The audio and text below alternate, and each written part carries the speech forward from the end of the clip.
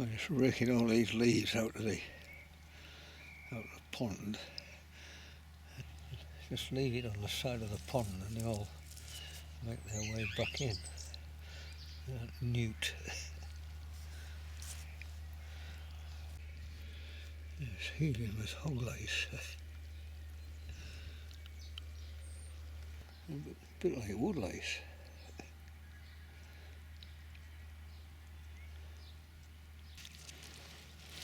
There's another newt.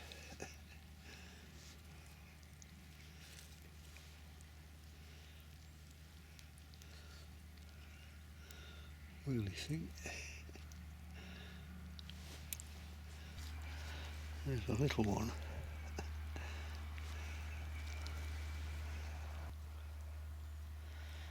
A tiny thing.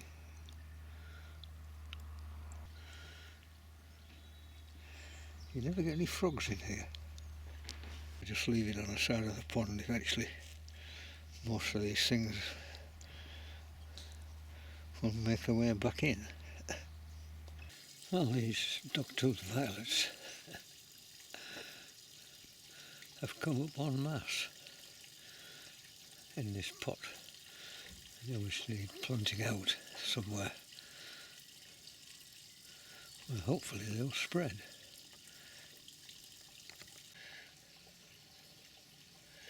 Someone gave me this huge fir cone here. You know, this is for decoration, but there's lots of seeds dropping out of it, like little winged seeds. So I planted some in a pot. And two of them have come up. There's a little one there, and this bigger one. And they've survived the winter, which is amazing. I wonder if you plant it out, whether it will continue to grow into a tree. Well, these snake's heads for tourists make a wonderful display in this late afternoon sunshine.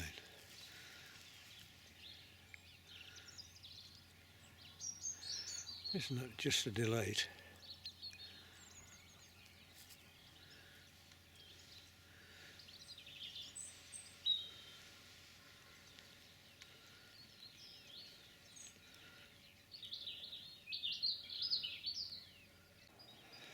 A lovely view down this avenue of hazels. Just the buds are just beginning to break. Some of the garlic I planted has appeared. I thought it had all disappeared. But this looks very healthy. There's some flowers there. Well,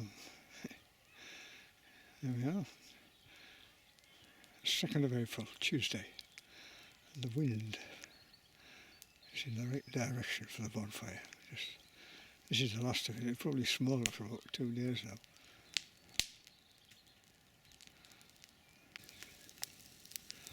So I got rid of all that big mound of hedge trimmings and leaves and things.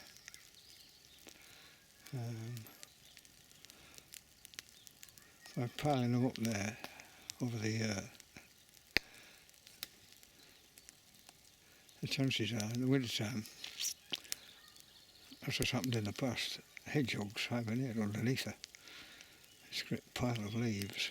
And obviously you don't want to be setting fire to and burning a hedgehog. That would be awful. So I just have the bonfire here and then move that across to here. So no hedgehogs have suffered. Let's get the bin over the rhubarb before it's too late. Just force a little bit of it. You don't want too much of it. You never know what to do with it all. These strawberries are spreading everywhere in the woodland. I don't know where they came from. They produce a a small, incredibly sweet fruit, strawberry. Really, really nice, but you have to be quick, otherwise other animals get to them first. Well, there's a lovely display of fritillaries here, and in the last 2 days the blooming pheasants have taken a liking to the petals and eaten all the tops. There's masses of plum blossom. It's over 3 or 4 warmish days, and I suspect it's going to be a bumper year for plums. I frequently come across owl pellets when I'm out and about, and I just collected a couple here, tawny owl pellets, and pulled them apart. These are all the bony bits. You need specialised knowledge to identify these. I mean, they're limb bones, obviously. Yeah. Surprised to find a fair number of seeds in amongst them. I suppose with time, patience, and using a microscope, various keys you can find in books, you'll be able to identify these.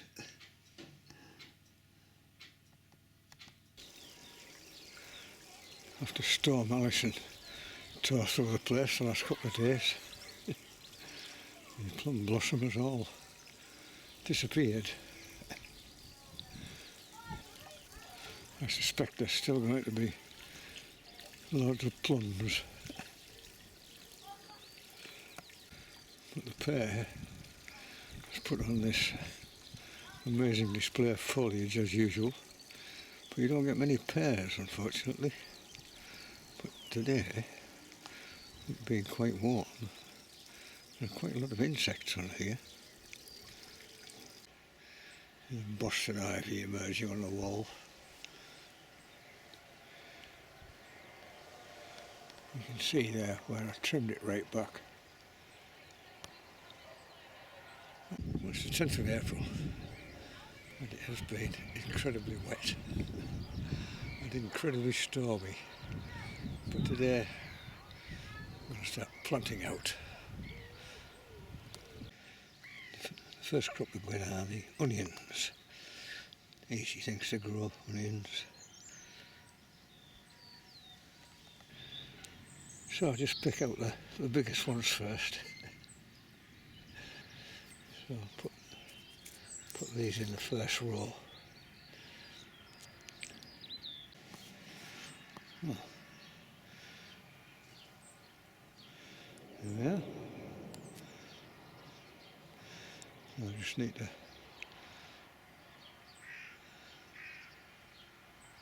set them in the ground. The birds have a nasty habit of pulling these out, particularly pheasants, of which there are a pair over there in the woodland. I suspect they're nesting over there. And I'll put a row of potatoes in. These are Harron Pilot. They're a sort of first early potato. I stopped growing main crop potatoes. They're cheaper and better in the shops. But I'll just put one row in, and I'll put another row in a couple of weeks' time. Very susceptible to frost, potatoes. And you can see that this warm weather I've put on a lot of shoot, rather more than you would like, but it doesn't matter. They have to go in. Well, let's see. Potatoes in. Hopefully we won't get a frost. And there's the first signs of the asparagus. But I noticed that something has taken the top off this. I suspect it must be the pheasants.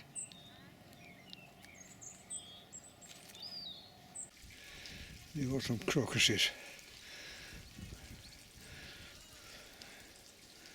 piling food away to the corms under the ground, then they'll die off. And then in the autumn the flowers appear, but no leaves. You only get leaves at this time of year in the spring. Well, I collected a lot of beans at the end of last season, and I just need to check that they are viable. So I'll just pick the best of these out. So there they are, 2 of each. Yellow pods, green pods and black pods. It's April 26th. It's quite warm, but the wind is still from the east. There's the first of the asparagus.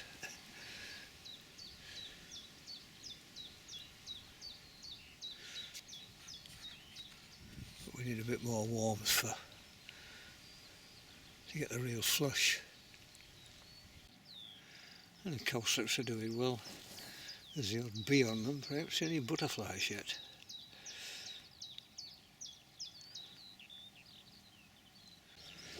The red oak beginning to produce leaves. There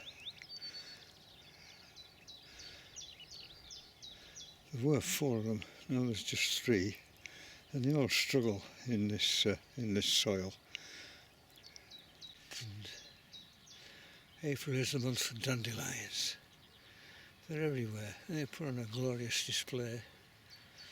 They're not very popular with people with fancy lawns.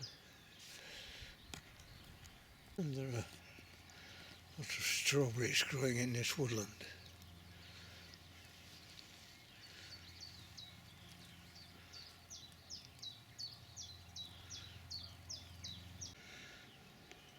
And the bluebells are beginning to spread a little bit. But the wild garlic is, although it's got some flowers, it's struggling. There were several of these and there's only 3 of them left. There's lots of hawthorn blossom this year. Last year it wasn't as good.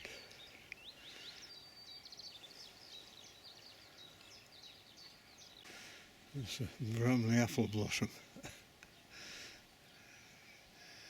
Just have to keep my eye on it for aphids. It's a bit cold at the moment. But you don't want to be spraying for aphids while there's blossom on.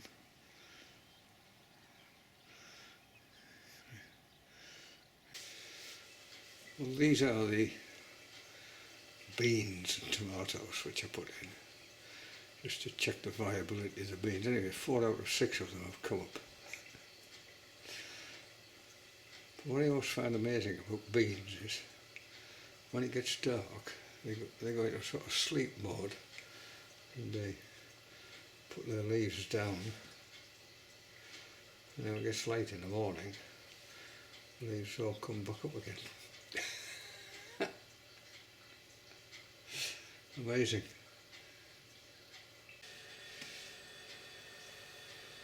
These are a touch sensitive tin. When this touches something, it immediately begins to coil around it. And they always coil in the same direction. And there they are, wide awake in the daylight.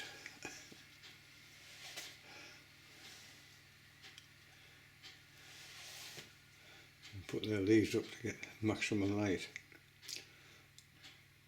And the potatoes are beginning to show. Hopefully we won't get a frost. First signs of the onions. And the strawberries are flowering. Well, busy day in the garden today, 1st of May. Every year is the same. So, planting the climbing beans, planting the courgettes. So I sowed the seeds of my fried egg plants, hopefully. They'll come up on there. It'll probably be a couple of weeks. And I've got the frame up for the beans.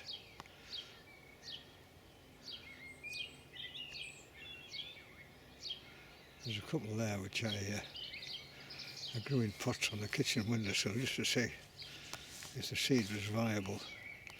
I hate throwing them out, so I've stuck them in. But if the frost comes, it'll just kill them. Yeah, first of the asparagus.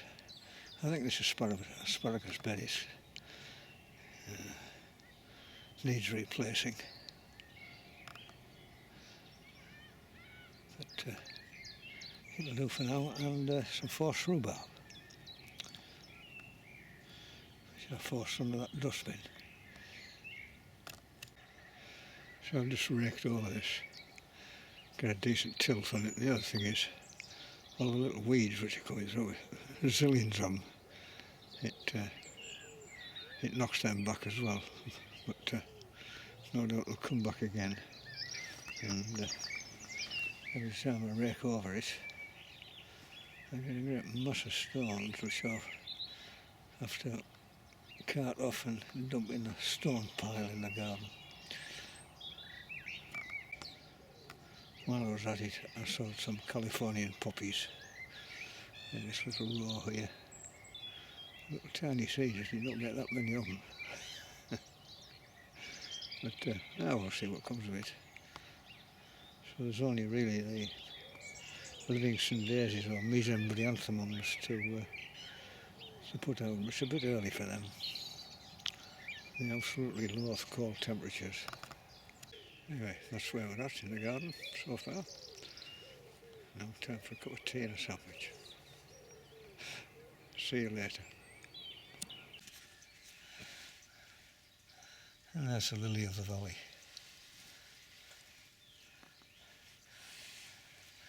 These little bell-like flowers, an absolutely amazing scent, which of course unfortunately you don't get on video.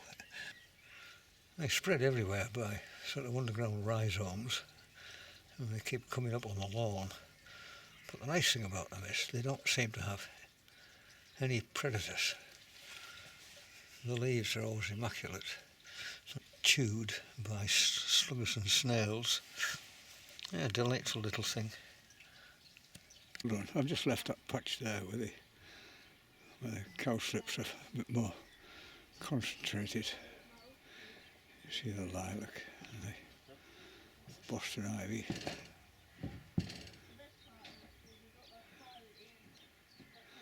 So it's just the paths in the woodland. It takes about half an hour, it's not too bad. There's a blooming pheasant having a dust bath. Makes a great big hole. It does. I think he's seen me. As it was digging away there a moment ago, rolling round. Oh, there it goes again.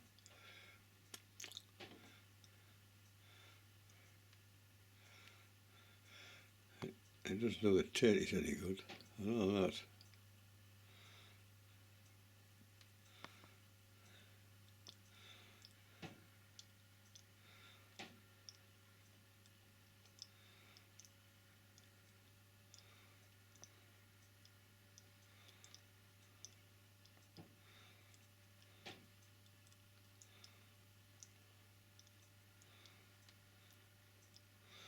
And a cock pheasant somewhere just gone walking past. Oh, that's the latest picking of the asparagus. I only picked it 2 days ago.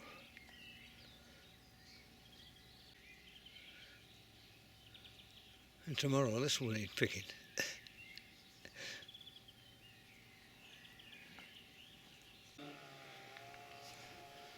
The rowan trees are heaving with blossom.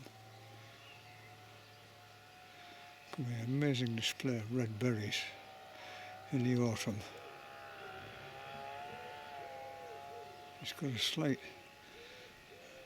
I mean the smell is quite pleasant when you, in small doses, but when you get close up to it, it's a bit overpowering.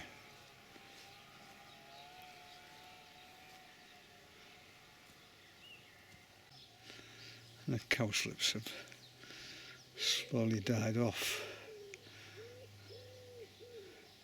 Now we have this wonderful display of buttercups, brilliant yellow. And the weeping ash struggles on, pushing out the odd new shoot, but for the most part it's dead. As you can see there, it's a shame really. It was such a wonderful display, it's a sort of centrepiece in this part of the garden. And there you can see the lilac. I didn't realise how big that thing was. What a wonderful display it's put on this year. Amazing, and the smell, beautiful.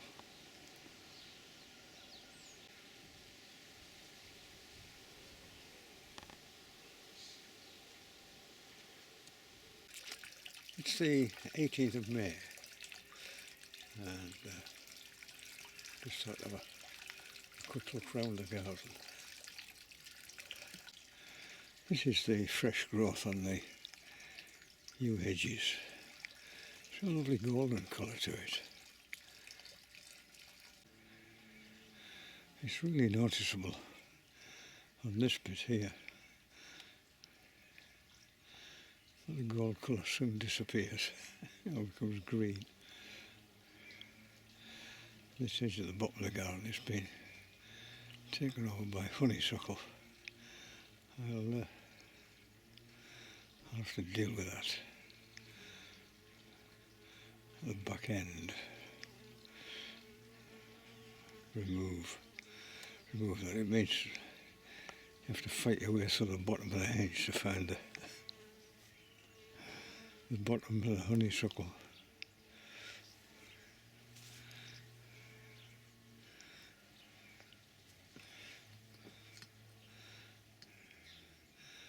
There's also a rogue ash tree there which I'm going to have to take out.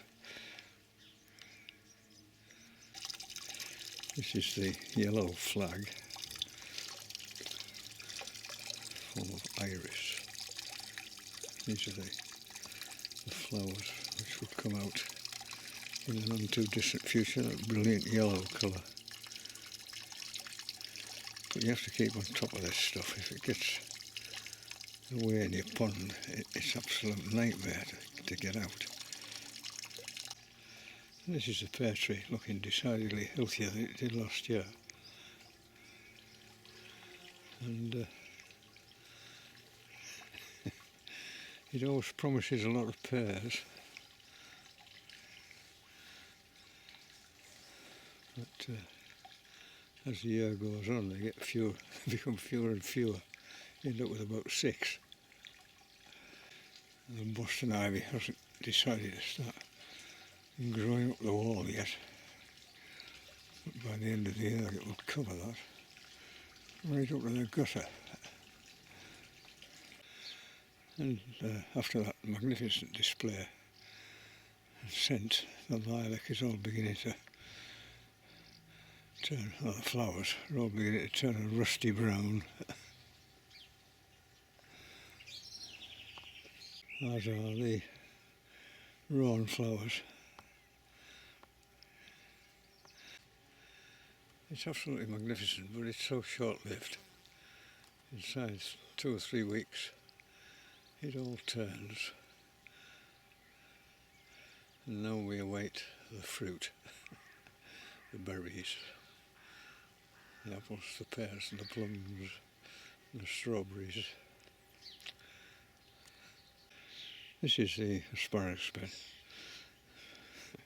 covered with a layer of chickweed. I don't mind the chickweed, it's very shallow rooted, it doesn't really compete with the asparagus, but it's now the end of the season. I'll just let these grow away to produce big ferny shoots, the nutrients back into the roots for next year. It's a wonderful crop. This has been in here for 20 years now. It requires very little management. That's the raw onions. That'll do. And these are the strawberries. The first year of producing a crop. I'll wait and see what they're like. And have a look at the Bramley apple. This is particularly susceptible to aphids. You've really got to keep an eye on it. And I noticed there's signs of it on the original foliage, but the new foliage seems to be quite free of them. The potatoes seem all right. The first earlies are all the hawthorn flowers have gone very quickly in masses of haws come the autumn. Good for the birds when times get hard. This patch of waste ground is becoming a great mass of nettles. You can make fertiliser with them. And you can also make such stuff as nettle soup, which I tried once when I was abroad. Absolutely ghastly stuff. And this is a fig of a bramble. These terrible thorns on it. And masses of buds on there, so there'll be lots of flowers. Loved by insects, such as butterflies in particular, and of course bumblebees. So it'll be interesting to see what butterflies we get this year. This is that little dwarf spruce tree with its bright blue, brand new foliage. It was once the biggest tree in this field. Now it's completely overtaken by silver birch, about 30 feet high. This is one of 3 surviving red oaks, and it seems to be doing very well this year. I mean, I put some sequestered iron around it earlier on in the season, and hopefully that'll help, because the red oaks obviously don't like the soil conditions. They're too alkaline. And this one, which again was struggling, it looks a lot healthier this year. Hopefully it will survive. And this is one of 4 lime trees which I've put in. It suffered a bit of mauling from next door's lambs last year, but it seems to have recovered well. This is one of the red oaks which has been struggling ever since I put it in, as you can see. But, it has some healthy foliage, and hopefully that's sequestered iron fertiliser which I put round the bottom. It may recover, but I'm not very optimistic. And here is a common sorrel plant. One of the docks.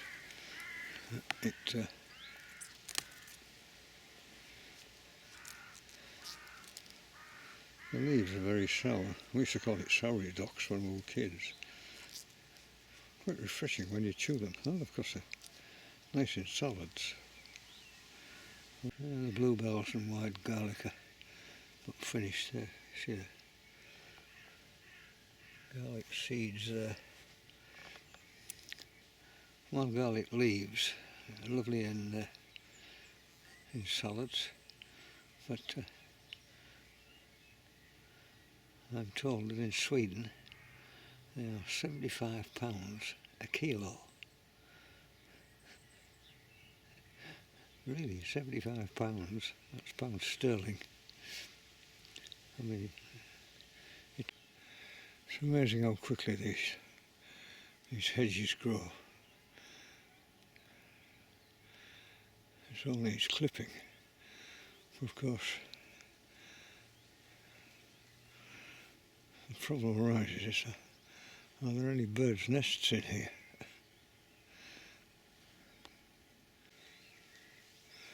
Of course, after this, in late May, this is when you get the cow parsley with these sort of lacy heads. They've got masses of it lining the roadsides.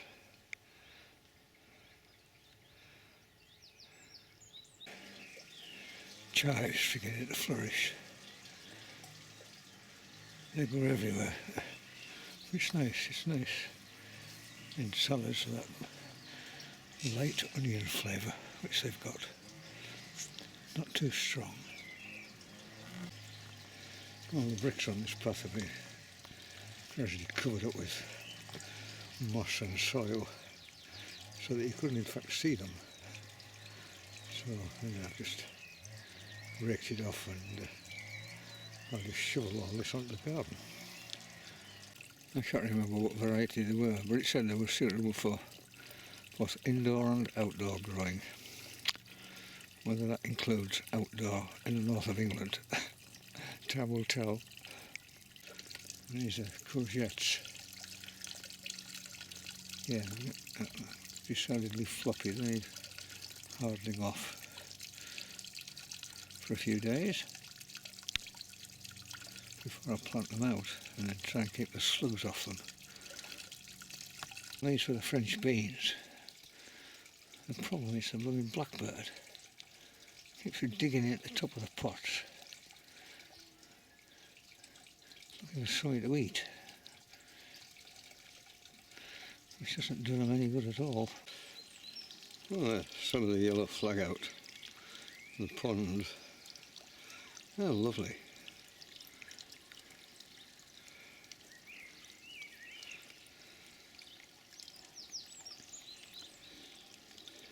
Yellow iris.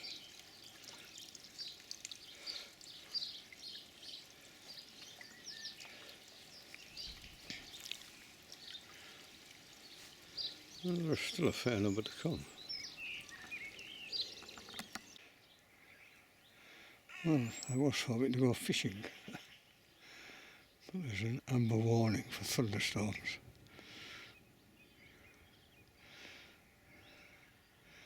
And this one is coming this way